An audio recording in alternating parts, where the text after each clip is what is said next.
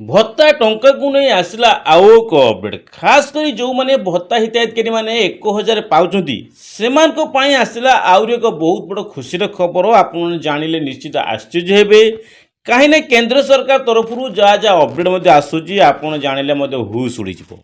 तो ये नहीं कि जो माने विधवा माँ मैंने अच्छा 60 वर्ष 80 वर्ष जो वृद्धा वृद्धि मैंने अच्छा समस्त ये भिडियोटी निश्चित आप निश्चित भिडियोटी देखु कहीं ना आपणकर गोटे प्रश्न 2024 निर्वाचन में जो सरकार जो आपण प्रतिश्रुति मिलता जे सरकार तरफ माने बीजेपी सरकार तरफ ओडिशा जो प्रतिश्रुति मिलता जे आपणकर 1000 परिवर्ते 3000 नचे 3500 टଙ୍କା मिल जोटा सरकार हबार आज की 2 वर्ष पूरी गला सरकार हबार आज पंचायत इलेक्शन आवा पशिलानी आगामी दिन में पंचायत इलेक्शन हम सबको जब आप कैलकुलेशन करेंगे पाखापाखि 80 वर्ष ऊर्ध्व मान उपयुक्त हो पारे आउ जो मानक समस्त को जो दि जाता प्रतिश्रुति ता भर 80 वर्ष ऊर्ध्व मैंने पाइले 80 वर्ष जो मैंने कम अच्छा बयस किसी उपकृत करागला ना। तो ए नहीं कि मुझे संपूर्ण तथ्य देमी जे आपणकर जो भत्ता टंकाटी वृद्धि करा कि नहीं जदि वृद्धि कराजिबो केबे कराजिबो 3000 टଙ୍କା जो वृद्धि कराबो केउ समय बा किपरि कोन कराजिबो कहीं ना आपण समस्त गोटे लक्ष्य मधुबाबू पेंशन योजना रे भत्ता हिताधिकारी मानकर जो प्रतिश्रुति केबे प्रतिश्रुति पालन कराजिबो आउ एबे एबे समस्त लक्ष्य आपण समस्त जानथिबे एबे जोरदार चली पंचायत इलेक्शन नहीं की जोर सोर चलती पंचायत इलेक्शन नहीं की कहीं ना 2027 रे आपणकर निर्वाचन होगा जाऊँगी।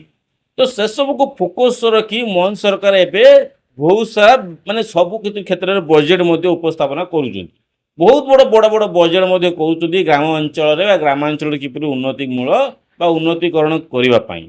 तो ये नहीं कि मुझे आज जो अपडेट देवी आपड़ जानवा निहाती आवश्यक अच्छी आपणकर मन आप निश्चित आपणकर जो द्वंद्वटा अच्छी 3017 कौन मधुबाबू पेंशन योजना वृद्धि करा यहीटा आप सुनिश्चित कर जानीपारे जे आगामी डेट्रे आपणकर आगामी दिन में मधुबाबू पेंशन योजना वृद्धि करा कि नहीं कहीं आप समस्त देखु आजिका डेट्रे बंगाल आप देखो वेस्ट बेंगल जो अच्छे मैंने ममता बानार्जी एरिया रे आप देखिए सेठी कौन कले पूर्व किसी भी प्रतिश्रुति दि जाइलानी जो इलेक्शन पाखे 15-20 दिन पाखापाखि थिला समय सरकार कौन कले मधुबाबू पेंशन योजना बेकारी भत्ता लागू करदे जो माने बेकारी अच्छा जो माने 10वीं पास कर प्लस 18 वर्ष पारे थे बेकारी भत्ता से 1500 टଙ୍କା लागू हो बोली प्रतिश्रुति देले पुणी तुरंत कार्यकारी करेले कहीं ना आगामी दिन में पंचायत इलेक्शन आपंकर कहीं ना आगामी दिन में सरकार देखले इलेक्शन सामान अच्छी वेस्ट बेंगल तो से अवगत करदेले सेम जिनस बीजेपी सरकार आपण को प्रतिश्रुति देते 2024 रे पालन नहीं आगामी दिन में पंचायत इलेक्शन आसूची। तो जदि पंचायत इलेक्शन पूर्व सरकार जदि प्रतिश्रुति न दियंती ताहले आउरी बहुत बड़ असुविधार सम्मुखीन सरकार तरफ हो पारती कहीं ना सरकार प्रतिश्रुति देते सरकार प्रतिश्रुतिमूलक उल्लेख करते। तो से सब नजर रखिकी आज जो अपडेट मुझे तो संपूर्ण तथ्य देखा गले जानवा गले वीडियो को जमा भी स्किप करेंगे जब चैनल को नुआ कर सर्वप्रथम चैनल को लाइक कमेंट शेयर करने सहित आपने क्यों जिलार वीडियो देखते आपण जिला ना मेंशन कर जातु ये नुआ नुआ जहाँ भी नुआ इनफर्मेशन वीडियो आसो आपने सर्वप्रथम चैनल पाइपर। तो सर्वप्रथम आपको आज जो अपडेट देखा मधुबाबू पेंशन योजना जो अवगत आसी अपडेट आसी तो यही नहीं कि आपण जो ग्राम पंचायत हो कि ग्राम पंचायत लगे कि आप विधानसभा पर्यटन गोटे चर्चा भत्ता वृद्धि केबे हम तो यहीटा सुनिश्चित आपको करोँ देखो वीडियो। तो ये आप देखिपे राज्य सरकार गत साधारण निर्वाचन पूर्व गरीब असहाय वृद्धा वृद्धि मानू भत्ता 3000 टଙ୍କା दि जा निमंते घोषणा करते सरकार कौन करते मासिक 3000 टଙ୍କା भत्ता घोषणा करते असहाय लोक को वृद्धा वृद्धि मानू आउ गरीब लोक मानू निर्वाचन पूर्व 3000 टଙ୍କା भत्ता देवाई प्रतिश्रुति मिलता जो देखु ओडिशा रे 30 गोटी जिला ओडिशा रे 30 गोटी जिले में 314 गोटी ब्लॉक 8000 ग्राम पंचायत म्युनिसिपालिटी और विज्ञापित अंचल में बसवास करुवा गरीब असहाय विधवा और अक्षम मानक 1000 टଙ୍କା प्रदान माने कह गले 8000 ग्राम पंचायत जो माने अक्षम लोक मैंने अच्छा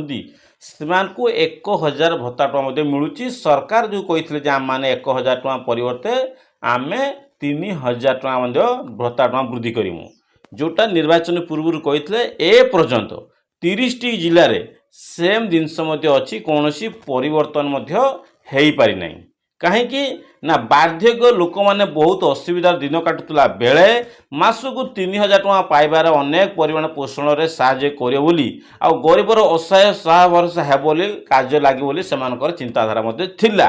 କେଉଁମାନଙ୍କର ଯେଉଁ ଗରିବ ପରିବାର ଅଛନ୍ତି, ପୋଷଣରେ ଅଛନ୍ତି, ଗରିବ ପରିବାର, ଅନେକ ଗରିବ ପରିବାର, ସେମାନେ ଘରଣ ପୋଷଣ ବା ଆପଣ ସାହାଯ୍ୟ କରିପାରିବେ। 3000 ଟଙ୍କା ଭତ୍ତା ଯଦି ଲାଗୁ ହୋଇଯାଏ ତାଙ୍କର କାର୍ଯ୍ୟରେ ବହୁତ କାର୍ଯ୍ୟକାରୀ ହୋଇପାରିବ। ଆଉ ଗରିବ ଅସହାୟ ସହାୟ ଭରସା ଭାବେ କାର୍ଯ୍ୟକାରୀ କରିବ। ତ ଏସବୁକୁ ନଜର କରିକି ସରକାର କ'ଣ କଲେ, 1000ରୁ 3000 ଦେବ ବୋଲି ପ୍ରତିଶ୍ରୁତି ମିଳିଥିଲା, ଯେଉଁଟା ନିର୍ବାଚନ ପୂର୍ବରୁ, ଯେଉଁଥିରେ 8000 ପଞ୍ଚାୟତରେ ଯଥାଶୀଘ୍ର ବିଧାନସଭାର ଆଲୋଚନା କରାଯାଇ ବିଧିବଦ୍ଧ ଭାବେ ସରକାର ଘୋଷଣା କରନ୍ତୁ। ସରକାର ବିଧିବଦ୍ଧ ଭାବେ ଘୋଷଣା କରନ୍ତୁ। ରାଜ୍ୟରେ 6 ଲକ୍ଷରୁ ଅଧିକ ନୂତନ ହିତାଧିକାରୀମାନେ ଦରଖାସ୍ତ କରିଛନ୍ତି। କେତେ? ରାଜ୍ୟରେ 6 ଲକ୍ଷରୁ ଅଧିକ ନୂତନ ହିତାଧିକାରୀମାନେ ଦରଖାସ୍ତ କରିସାରିଲେଣି ଯେ ସେମାନେ ଦୀର୍ଘ 5ରୁ 6 ବର୍ଷ ହେବ ଭତ୍ତା ପାଇବା ପଞ୍ଚାୟତକୁ ଅଫିସ୍ ଆରମ୍ଭ କରି ବ୍ଲକ ଅଫିସ୍ ପର୍ଯ୍ୟନ୍ତ ଦୌଡ଼ି ଦୌଡ଼ି ହତାଶ ହେବା ପରେ ସୂଚନା ମିଳେ ଯେ ମାନେ ବହୁତ ସାରା କେସ୍ ମଧ୍ୟ ଆସିଛି। ଭତ୍ତା ହିତାଧିକାରୀ ମାନେ ବହୁତ ସାରା କେସ୍ରେ ଦୌଡ଼ି ଦୌଡ଼ି ଲାଷ୍ଟ ଦେଖିଛେ ମୃତ ହେଲେ ସେଇ ଜାଗାରେ ଅନ୍ୟମାନଙ୍କୁ ଭତ୍ତା ମଧ୍ୟ ଦିଆଯାଉଥିଲା। ଆଗରୁ କ'ଣ ହେଉଥିଲା, ଯେଉଁମାନେ ଜଣେ ଯଦି କିଏ ମୃତ୍ୟୁବରଣ କରୁଥିଲେ ତା ଜାଗାରେ ଜଣେ ଯଦି କଟିଗଲେ ତାହେଲେ ଆଉ ଜଣେ ସେ ପରିବର୍ତ୍ତରେ ଆଉ ଜଣଙ୍କୁ ମଧ୍ୟ ଭର୍ତ୍ତି ମଧ୍ୟ କରାଯାଉଥିଲା, ଯେଉଁଥିରେ ବହୁତ ସାରା କମ୍ପ୍ଲେନ୍ ମଧ୍ୟ ଆସିଛି। ଏଇଭଳି ଅସାମାଜିକ ବ୍ୟବସ୍ଥାକୁ ସରକାର ତୁରନ୍ତ ପ୍ରତ୍ୟାଖ୍ୟାନ କରନ୍ତୁ ବୋଲି ବହୁତ ସାରା ଲୋକ ମଧ୍ୟ ଏଇ ନେଇକି କି ପ୍ରକାର 6 ଲକ୍ଷ ଲୋକ ଏମିତି ପାଇବେ ବା ଏମିତି ସବୁ ଚିନ୍ତାର ମଧ୍ୟ ବିଷୟ ପାଲିଟିଥିଲା। ତ ଏଇ ନେଇକି ସରକାର ଆଗାମୀ ଦିନରେ ପଞ୍ଚାୟତ ଇଲେକ୍ସନ୍ ଅଛି। କ'ଣ ଅଛି? ସରକାରଙ୍କ ଚିନ୍ତା ଯାଇକିନା ଆଗକୁ ପଞ୍ଚାୟତ ଇଲେକ୍ସନ୍ ଅଛି। ବହୁତ ସାରା ଲୋକମାନଙ୍କୁ ମୁଁ ଦାବି କଲିଣି, ଆମ ଗ୍ରାମାଞ୍ଚଳରେ ମୁଁ ବହୁତ ସାରା ଲୋକଙ୍କୁ ପଚରା ଉଚରା କଲିଣି ଯେ ଆପଣମାନଙ୍କର ଭତ୍ତା ଟଙ୍କା କ'ଣ 3000କୁ ବୃଦ୍ଧି ହେବ କି ନାହିଁ। ତ କାହିଁକି ହେବ ଦେଖନ୍ତୁ, ପଞ୍ଚାୟତ ଇଲେକ୍ସନ୍ ପୂର୍ବରୁ ଇଲେକ୍ସନ୍ ଦିଆହେଇଥିଲା। ଆଗାମୀ ଦିନରେ ପଞ୍ଚାୟତ ଇଲେକ୍ସନ୍ ସରକାର ଘୋଷଣା କରିଛନ୍ତି, ମାନେ ଆଗାମୀ ପଞ୍ଚାୟତ ଇଲେକ୍ସନ୍ ପୂର୍ବରୁ କିଛି ନା କିଛି ଅପଡ଼େଟ୍ ନିଶ୍ଚିତ ମିଳିବ। ଆପଣ ସୁନିଶ୍ଚିତ ରୁହନ୍ତୁ।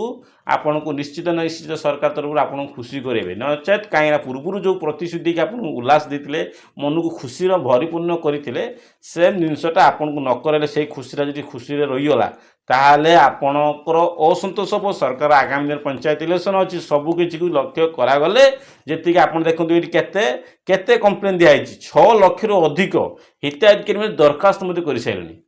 6 ଲକ୍ଷ, ଲକ୍ଷେ ନୁହେଁ, 2 ଲକ୍ଷ ନୁହେଁ, 6 ଲକ୍ଷରୁ ଅଧିକ ହିତାଧିକାରୀମାନେ ଆଜିକି ଭତ୍ତା ଟଙ୍କାକୁ ନେଇକି ମଧ୍ୟ ସେଥିରେ ଆପଣ ହେଉଛନ୍ତି ଦରଖାସ୍ତ ମଧ୍ୟ କରିସାରିଲେଣି, ଯେଉଁଟା ଆପଣ ଦେଖି ଅପଡ଼େଟ୍ ମଧ୍ୟ ଦେଖିପାରୁଥିବେ। ତ ଏସବୁ ଯାହା ବି ହେଉ ନା କାହିଁକି ସରକାରଙ୍କୁ ଦରଖାସ୍ତ କରନ୍ତୁ ନ କରନ୍ତୁ, କିନ୍ତୁ ସରକାର ଯେଉଁ ପ୍ରତିଶ୍ରୁତି ମିଳୁଥିଲା ସେଇ ଉପରେ ଟପିକ୍ରେ ଆମେ ଗଲେ ସରକାର ନିଶ୍ଚିତ ଆପଣଙ୍କ କଥା ଶୁଣିବେ, ଯେଉଁଟା ଆପଣ ପଞ୍ଚାୟତ ଇଲେକ୍ସନ୍ ପାଖେଇ ଆସିବା ଥିବ କିଛି ଦିନ ଭିତରେ, କିନ୍ତୁ କ'ଣ ନା କିଛି ଅପଡ଼େଟ୍ ମଧ୍ୟ ଆସିବ।